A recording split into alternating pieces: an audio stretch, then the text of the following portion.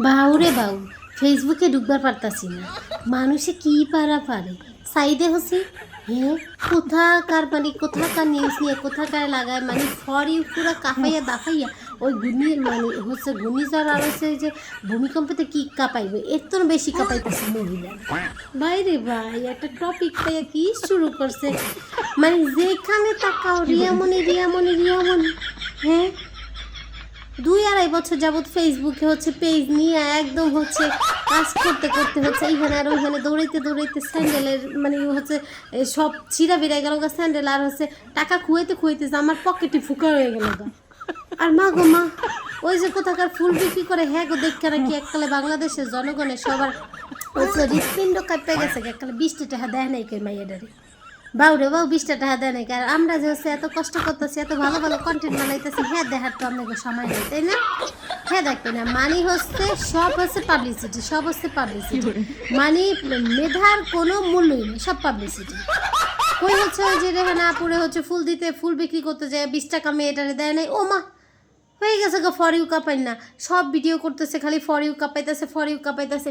আর আমরা যে মাগারে এই যে কষ্ট করতেছি 2-3 বছর ধরে, এগুলো তোমরা চোখে দেখো না। আর ফেসবুক মামু, তুমি তো 1 নাম্বার কানা, তুমি চোখে দেখো না যে কারা হচ্ছে কষ্ট করে ভিডিও মেক করতেছে।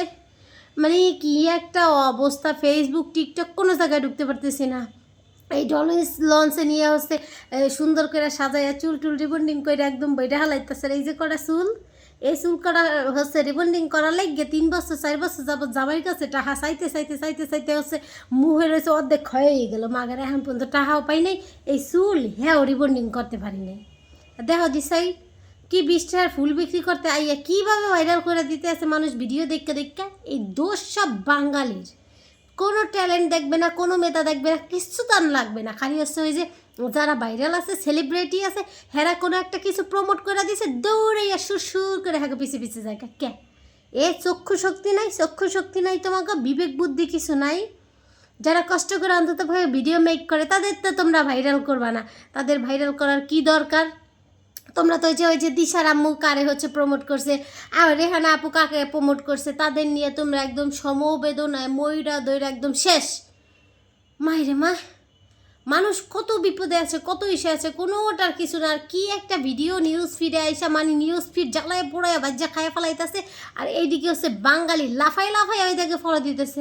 মা সাইডেই পেজও এখন খুলে লাইছে, খালি পেজ খুলছে নি, পেজে ফলোয়ার মোর পেজ একদম বেশি হয়ে গেছে। দুঃখটা তো হেনাই লাগতে আছে। আমি 2 বছর ধরে ফেসবুকে এই যে হচ্ছে এত কষ্ট করে ভিডিও মেক করে হেনে ওখানে দৌড়াইয়া কী করলাম তাহলে?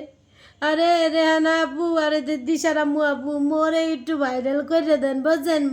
আমি ফুল তো আর বিক্রি করতে হারতাম না, তো কী তা করতে পারি কোন কামটা করলে আপনারা ভাইরাল করে দেবেন? মানে আসলে বিষয়গুলো খুব অবাক করা। মানে যে আবল তাবলভাবে হচ্ছে নিউজ ফিরে আসছে তারাই ভাইরাল হয়ে যায়, ভদ্রভাবে ভিডিও করার কোনো দামই নেই। ভদ্রভাবে ভিডিও করা ফর ইউ তো দূরের কথা, এফ পর্যন্তই যাইতারি না, আর ফর ইউ কাপামু কোথার। ওইদিকে আবার খানদানি খানা পিনার তন্দে এই যাই এমন বড় ডালি ফাড়াইয়া নিয়ে আর রান নিয়ে বহাইছে মাইয়াটারে খাওয়াইতে, এটা কোনো কথা চাই? হ্যাঁ, নিজের পকেটের টাকা খসাইয়া কত সুন্দর ডালার ভিডিও করলাম, হ্যাঁ তোরা দেখাস না, হ্যাঁ তোরা লাইক দেও না, জমেরা। সো হে দেখো না ভিডিও, খালি ভিডিও দেখা, ওই যে সেলিব্রিটিরা কাগজ প্রমোট করে হ্যাঁ ভিডিও তো হে দেখো। সো খুললে ফেসবুকে আহিস, ভালো মানুষের ভিডিও দেখিস না, চকুড়িয়ে রেখে দিন, যা ফাঁক, বক্তব্য শেষ।